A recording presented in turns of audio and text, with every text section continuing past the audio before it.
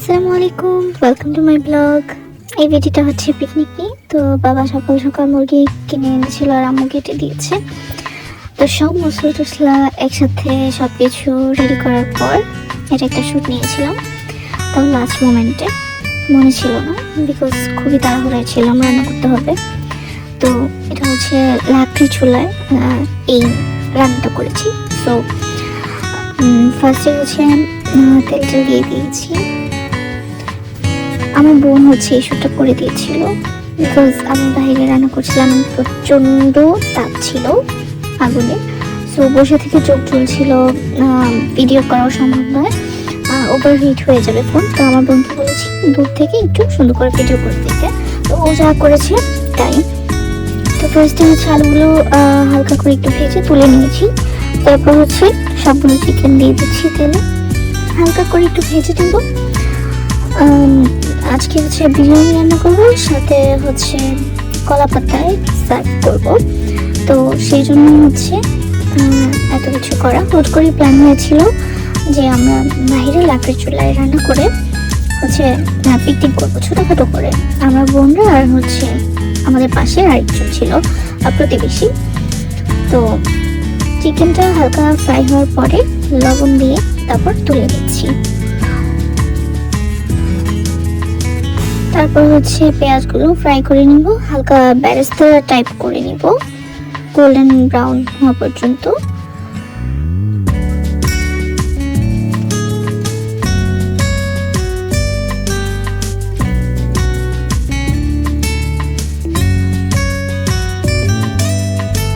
তারপরে হচ্ছে বেরেস্তা তুলে ফেলার পর হচ্ছে আমি আবারও পেঁয়াজ দিয়ে দিয়েছিলাম। তারপরে হচ্ছে সাথে গরম মশলা, গোটা গরম মশলা দিয়ে দিলাম।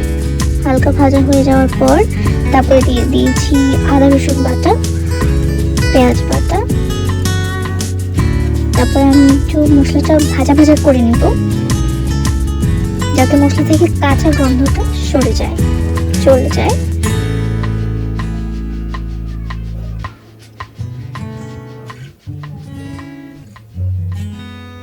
আপনারা দেখতেই পাচ্ছেন যে মশলাটা খুব সুন্দর কালার এসেছে, গোল্ডেন ব্রাউন টাইপের একটা কালার। এই পর্যায়ে দিয়ে দিয়েছি হচ্ছে টমেটো, বাদাম আর হচ্ছে জায়ফল জয়ত্রী পেস্ট একসাথে করা, আম্মু রেখে দিয়েছিল ফ্রিজে করে। তো সেটাই হচ্ছে আমি দিয়ে দিয়েছি।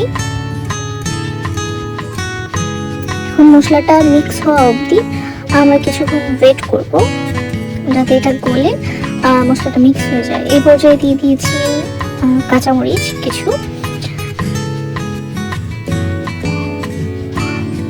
তারপর মশলাটার মধ্যে দিয়ে দিলাম আলুগুলো, ভেজে রাখা আলুগুলো দিয়ে দিয়েছি।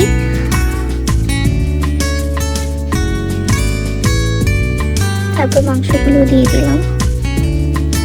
এখন আমি ভালো করে মিক্স করে নেব মশলার সাথে। এই পর্যায়ে দিয়ে দিচ্ছি বিরিয়ানি মশলা। রাঁধুনির এই বিরিয়ানি মশলাটা আসলে খুবই ভালো।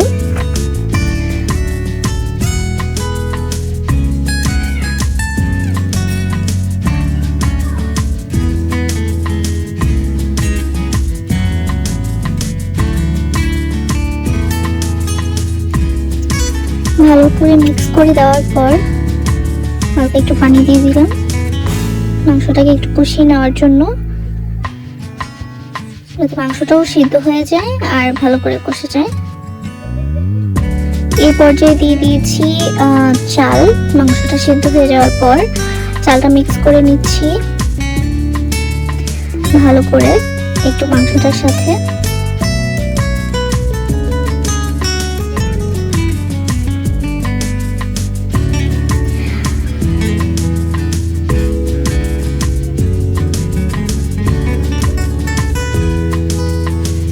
এই পর্যায়ে দিয়ে দিব পানি।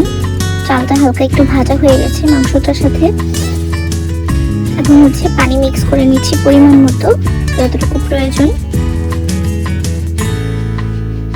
আমি চাল থেকে একটু উপরে পানিটা দিয়েছি।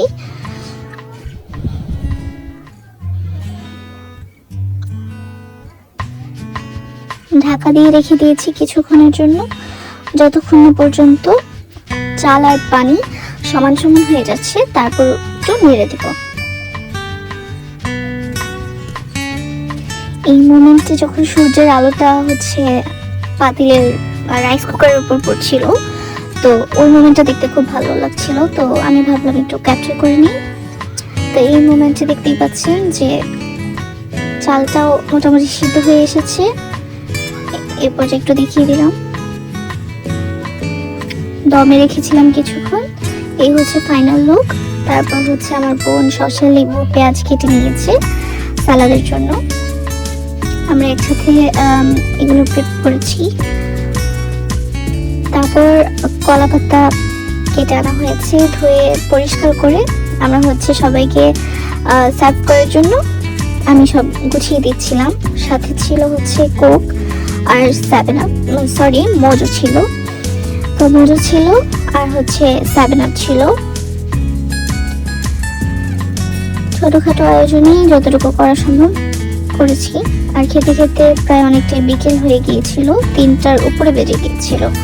তো আমি হচ্ছে বলেছি আমার বোনকে একটু ভিডিও করে দিতে, যদিও মনে ছিল না, পরে হঠাৎ মনে পড়লো। তো একটা কলা পাতার মধ্যেই সার্ভ করার জন্য নিচ্ছিলাম। সুন্দর করে সালাদগুলো নিয়ে নিয়েছি একপাশে।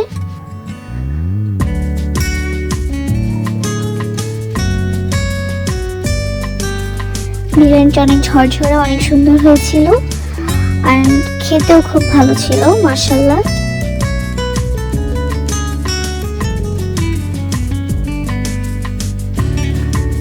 এটা ফার্স্ট টাইম ছিল আমরা হচ্ছে সবাই মিলে কলা পাতার মধ্যে খাবো, ডিসাইড করেছিলাম। সবাইকে একটু একটু করে সার্ভ করে দিচ্ছিলাম। And that was a great day. And খাবারটা খুব মজা ছিল, খুব ভালো হয়েছিল।